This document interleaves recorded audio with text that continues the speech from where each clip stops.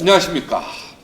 박종진의 부동산 클래스. 이번 시간은 어떤 내용으로 가져갈까요? 오늘 윤아나. 네, 친절한 유나나입니다. 네. 네, 까칠한 서태양입니다. 네, 오늘은 어떤 주제입니까?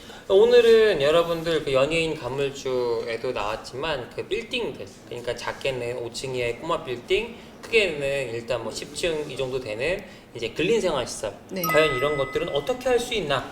연예인들은 과연 이런 걸 어떻게 할 수 있었을까? 이런 거 한번 생각해 보도록 하겠습니다. 네. 연예인은 뭐 어떻게 보면은 좋은 컨설팅 업자를 만난 거죠. 그 그죠? 좋은 컨설팅 업자는 뭐라고 컨설팅을 해줬을까? 네. 한번 들어가 봅시다. 파고 들어가 봅시다. 네. 네. 네. 그러니까 자 어떻게 컨설팅 되는데 이렇게 보면 야 10억 갖고 물건을 사는데 이 물건의 대출을 최대한 많이 받을 수 있어. 근데 이 대출을 나올 수 있는 근거가 이게 근생 그러니까 빌딩이기 때문에 가능한 거야로 시작을 만약에 한다면 네. 그러면 내가 10억 갖고 있으면 보통 사람들이 생각할 때 뭐 한 20억이나 30억 정도 살 수 있겠다 생각을 하는데 이 10억 갖고 만약에 신용이 좋고 환경이 좋으면 맥시멈으로는 100억짜리 건물을 살 수 있어. 100억까지요? 한 4, 50억밖에 안 되지 않을까요? 자 이렇게 시작합니다. 네. 이 컨설팅의 시작. 우리가 어떤 사업을 할 때 아까 네. 빌라 사업에도 말씀을 드렸지만 최소 자기 자본 비율이라는 게 있어요. 네. 경기가 좋을 때는 최소 자기 자본 비율이 한 10%까지.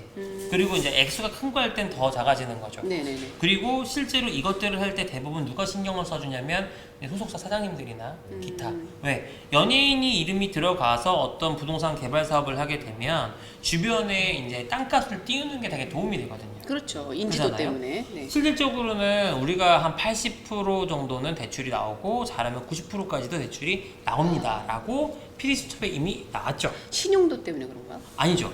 실질적인 땅을 보고 해주는 거예요. 아, 땅 먹어하는 거예요? 예를 들어 생각해 보세요. 네. 은행 입장에서는 이 땅이 이 사람이 부도가 나도 우리가 경매에 넘겼을 때 이 돈은 충분히 회수가 가능하겠다. 판단이 서는데 빌리는 사람이 이 사람이 좀 신용이 좋고 이제 자산에 대한 규모나 이런 것들도 충분히 문제가 없겠다라고 하게 되면 가장 보편적으로 쉽게 하는 게 10억 갖고 20억짜리 먼저 삽니다. 그땐 간이 작으니까. 네네. 근데 20억짜리 갖고 팔았는데 40억에 팔았다. 그 다음부터는 이제 간이 좀 커지죠. 왜?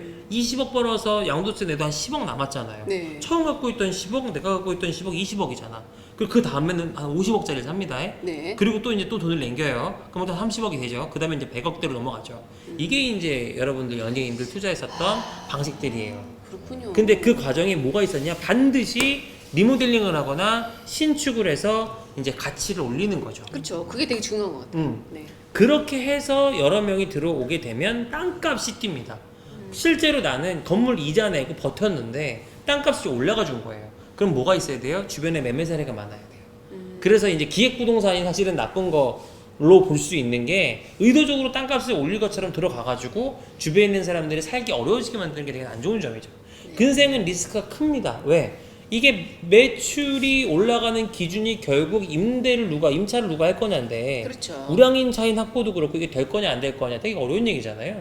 근데 개그맨 박명수 씨 와이프 같은 경우도 스타벅스 임차 2번으로 어찌됐건 큰 돈을 벌었죠. 그러니까 여러분들께 말씀드리고 싶은 핵심은 뭐냐면 월세를 벌고 싶으냐 아니면 시세 차익이냐 이 둘 중에 일단 문과냐 이과냐 방향을 먼저 잡아야 돼요. 자 우리 시세 차익이냐 월세냐? 우리 앵커님은 어떻게 문과예요 이과예요? 어떤 거 전 좋아해요? 문과요. 뭐? 저는 시세 차익이냐 월세냐면서요. 네. 이거 헷갈리는데. 근데 저는 문과생인데 문과생은 어디에 해당되는 거예요? 아니요. 그러니까 본인의 취향에 따라 저는 시세 일단 차익을- 시세 차익을 좀 하고 싶어요. 여기는 가진 게 없어서. 저는 현재 시세 차익이고요. 나이가 들면 월세. 자 나이도 강남에 들었어요. 땅을 사면 나이가 들었다고. 강남 같은 경우는 월세에 대한 수익률이 2%대 내외밖에 안 돼요. 네. 네. 그러면 결국 이거는 나중에 시세 차익으로 가는 겁니다. 근데 강남의 연예인들이 사서 시세 차익을 본 땅들이 대부분 수익률이 그렇게 높지 않았었어요. 그럼 결국은 시세 차익. 그러면 한 4년에서 5년 정도? 짧으면 3년 정도 갖고 있다가 파는 거죠. 네. 그리고 이제 월세로 가게 되면 윤쌤이 예를 들어서 한 10억 정도? 13, 4억 정도? 이 정도를 투자했다. 네. 월세 얼마나 벌면 되겠어요? 그냥 은행 10억? 이자를 생각해봐요. 저는 그냥 꿈이요. 간단해요. 그냥 매달 꼬박꼬박 1,000만 원. 그렇죠. 네, 1,000만 저도 원만 꿈이- 들어와도 외곽으로 나가야 13억 되면 투자해서 한 1,000만 원만 들어오면 좋죠. 뭐. 그렇게 노후가- 되면 좋기는 한데 네. 통상 저희가 해보면 네. 10억 정도 투자를 하면 한 5, 600 정도. 어, 그건 되게 이제 외곽으로 나가면. 외곽으로 나가면 예. 네. 시세 차익은 보기 힘들지만 월세가 그래도 적지가 않다 이 말이죠. 네. 10억이 5, 600이면 적지가 않은 거예요. 어우, 수익률로. 사실은 은행 이자로 치면 네, 2배 정도 넘는 그렇긴 거. 하죠. 2배가 뭐야? 훨씬 넘죠. 예. 그래서 말씀드리는 게 뭐냐면 외곽으로 나가서 땅을 사면 안정적으로 이렇게 월세 받을 수 있는 저렴한 건물들이 좀 있습니다. 네. 그래서 2, 30억대의 건물들이라고 하면 자기 자본 10억대면 충분히 사실 수 있고요. 그보다 적을 때 적게 살 수도 있고요. 그러니까 이게 되게 로또 맞는 것처럼 사람들한테 막 이렇게 허황되게 나와서 막 연예인들이 뭐 얘기하시는 분들이 있는데 실제로 그런 거 별로 없어요. 왜 그러냐? 그게 예를 들면 가로수길 뜨기 전에 사고 가로수길 뜬 다음에 파는 거야. 예를 들면 그게 쉬운 일이냐고. 그렇죠. 그잖아요. 어떤 지역의 성수동 뜨기 전에 샀고 성수동 뜨니까 팔았어. 얘기는 쉽지 실패하는 사람들이 훨씬 더 많겠죠. 사실 저는 타임캐슈를 이렇게 가서 과거로 가서 저한테 얘기해 주려고요. 뭐라고요? 성수동하고 아, 시간 여행 그러면- 하면 네. 백투더 퓨처라 그러나요? 네. 그때 가서? 성수동하고 그러니까 그때 당시에 있는 용산 그 용산, 성수동, 윤희정이 마포. 얘기할 거예요. 나는 안정적인 게 좋아.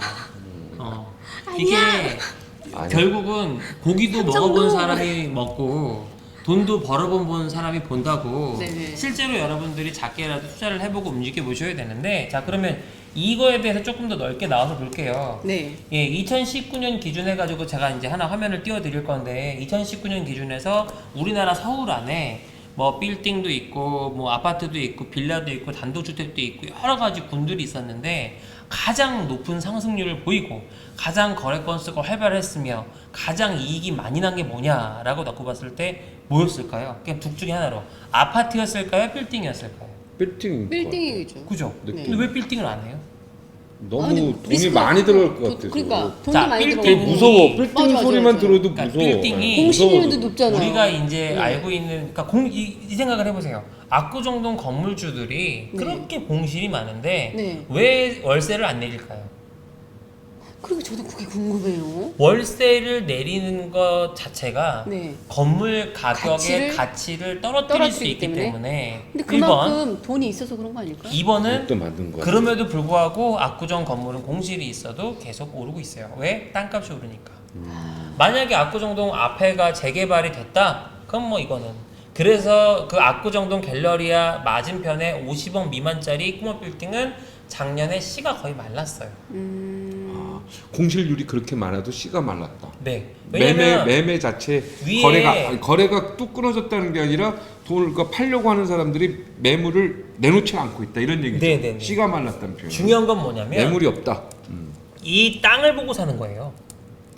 건물에 월세 나오는 거를 보고 사는 사람들은 월세를 기준으로 하는 거고요. 네. 시세차 이익을 기준으로 하는 사람은 땅을 보고 사는 거라고. 땅을 봐야겠네 앞으로. 네. 땅을 보라. 땅. 그동안 그런 월세만 의미에서 신경 예, 그런 의미에서 제가 말씀드리는 건 지난번에 말씀드렸던 용산뿐만 아니라 강동구도 마찬가지고 강서구도 마찬가지고 일단 사람들의 인프라가 조성이 되고 하는 가장 첫 신호탄이 이제 이제 지하철역 생기는 거. 네. 두 번째가 대단지 아파트가 생기는 거.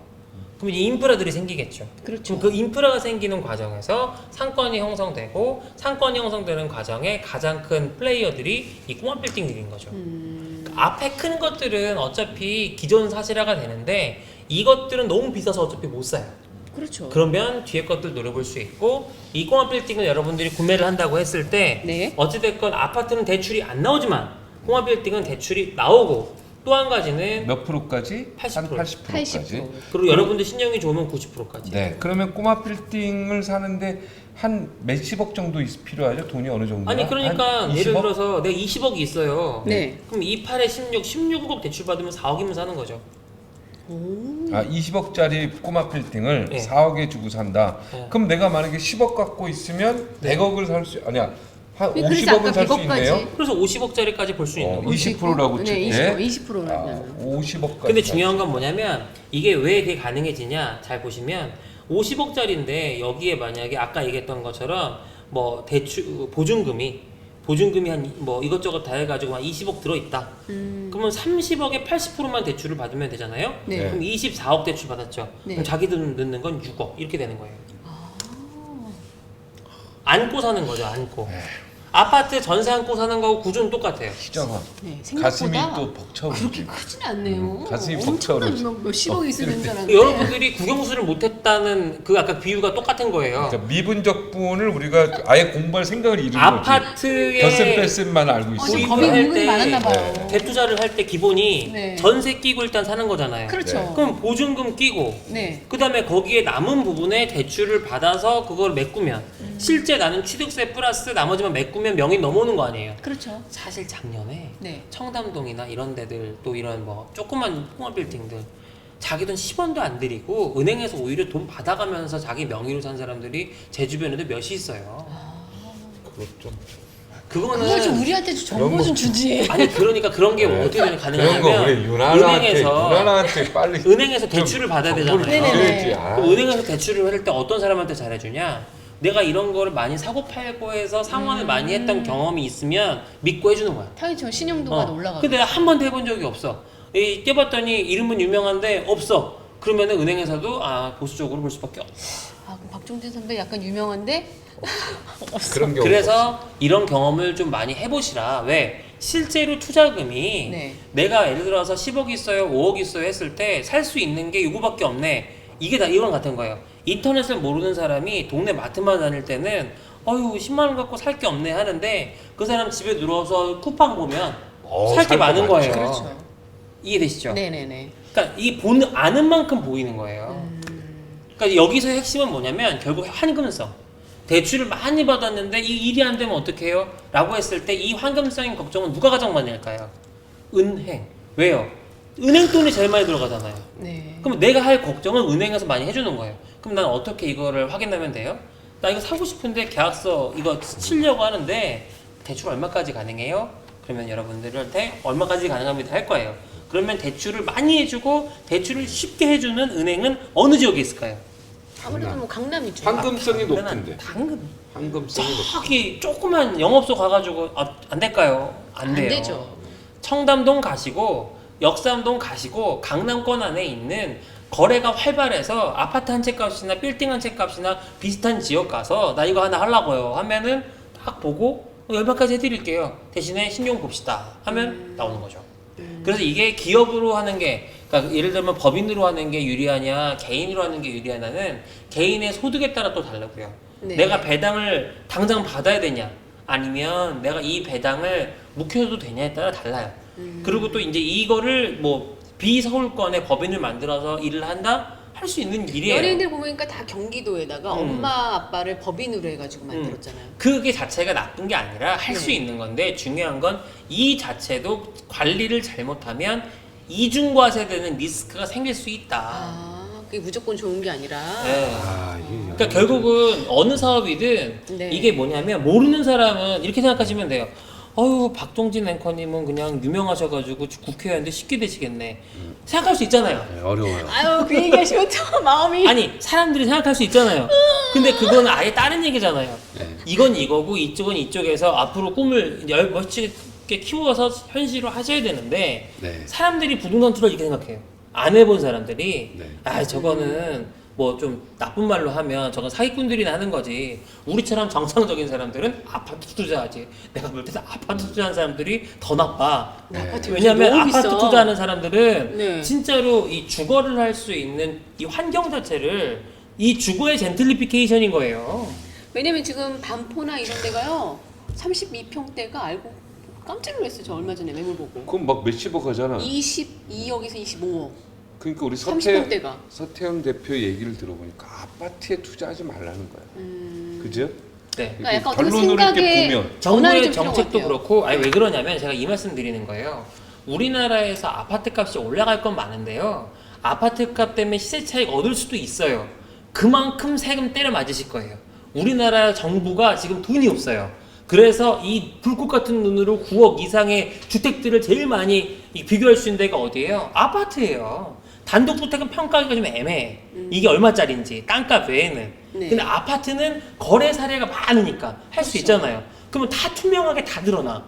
우리 자산가 여러분들께서는 일로 잘 안 가시고 대다수의 자산가들은 비교 대상이 좀 적은 데 가서 이렇게 사업을 하시죠. 우리 같은 서민들은 주로 아파트만 보고. 예, 서민이라고 그러시면 안 돼요. 진짜 서민이 화내요. 아, 저 서민인데요. 예. 네. 중요한 서민 건 아니에요. 뭐냐면, 에이, 서민 그냥 아니에요. 조금. 아니에요. 제가 생계형 서민 아나운서인데요. 아니에요. 아니 생계형은 맞는데 부자는 아닌 건 맞는데 제가 상담을 그냥 해보면 그래도 내가 볼 때 중산층 이상은 돼. 30대 신혼부부야. 네. 30대 신혼부부 둘이 양쪽에서 벌어. 네. 그래서 한 달에 한 500, 600 벌어. 그럼 우리가 놓고 봤을 때 그래 그럼 나중에 쟤네들이 잘 벌면 한 달에 돈천도 벌 수 있겠네.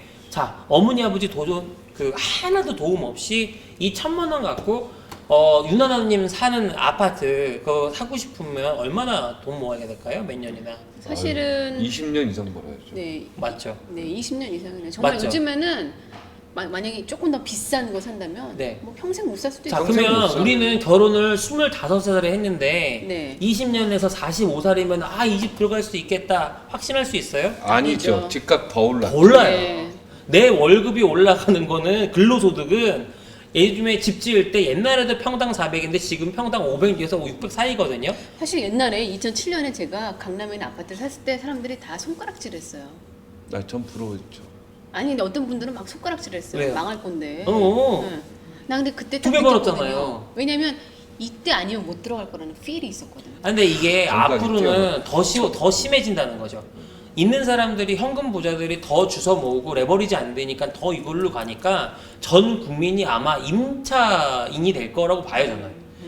비싼 집이든 싼 집이든 다 거대 기업이 다 갖지 않았겠냐. 근데 중요한 거는 여러분들이 소형 임대주택 사업을 잘 해가지고요. 네. 예쁘게 잘 지어서 저렴한 가격에도 내 집 가질 수 있게끔 역할을 해준다. 도시 재생을 하는 사람들이 되는 거예요. 또 어떻게 보면 요즘에 일가구가 워낙 또 많아졌으니까. 네네네. 네. 왜냐면 빌라 같은 경우는 결국 이 사람들이 짓지 못하는 이유가 우리들처럼 레버리지를 못 쓰는 거죠. 겁도 나고. 레버리지가 무슨 뜻이에요? 자, 레버리지가 시소. 그러니까 쉽게 얘기하면 대출을 많이 받으면 자기 부담금이 적어진다는 얘기인데 이 자체가 부동산 개발에는 정석, 그러니까 정석인데 피타고라스의 정리 같은 저 거죠. 같은 아줌마는 약간 이제 안정권을 원하니까 무서운 거죠. 아니 그러니까 이자 어떻게 국영수를 저도 무섭고. 국영수 시간에 자네들은 수학의 숫자만 들어도 무서운 거예요. 아저씨 나 이거 학교 갈 수 있겠어? 난데. 아니 그잖아. 그리고 또 난데. 이렇게 막 부동산 투기했냐 그러고 막 또 이게 또 정치인 어, 쪽이시니까. 돈 맞을까봐 그것도 투자냐, 투기냐, 또 이- 걱정되고. 문과생들한테는 네. 과학, 수학의 이 이런 거 들으면 아씨 네. 저걸 내가 어떻게 네. 할 수 있어요. 네. 근데 우리도 요는 문과생. 뭐냐면 저도 문과생. 근데 오. 중요한 건 일을 해 나가는 과정에 정당한 투자를 하면 정당한 대가를 받는 게 우리 자본주의 안에 원칙이라고 가정을 하면 네. 우리가 여러분 남은 시간 사실 우리가 한 20년 정도 더 살면 이제 할아버지 할머니 되지 않겠습니까? 네. 근데 그 20년 동안에 우리 후대한테 해줄 수 있는 일이 뭐가 있을까? 라고 생각을 했을 때 지금 우리는 우리의 어떤 자산에 대해서 생각을 하고 있지만 우리가 일을 하면서도 후대가 조금 더 좋은 환경에서 살 수 있도록 머리를 잘 쓰고 캠페인을 해서 제가 마지막으로 제안하고 싶은 게 하나 있어요. 네. 제가 지금 꿈꾸는 게 좀 있으면 책에 나오는데 네. 그 책의 주제에서 나오는 얘기 중에 10만 투자자 양병설이 있어요. 어, 한 사람당 1,000만 원씩. 네. 우리가 이 채널에 10만 구독자를 모으잖아요.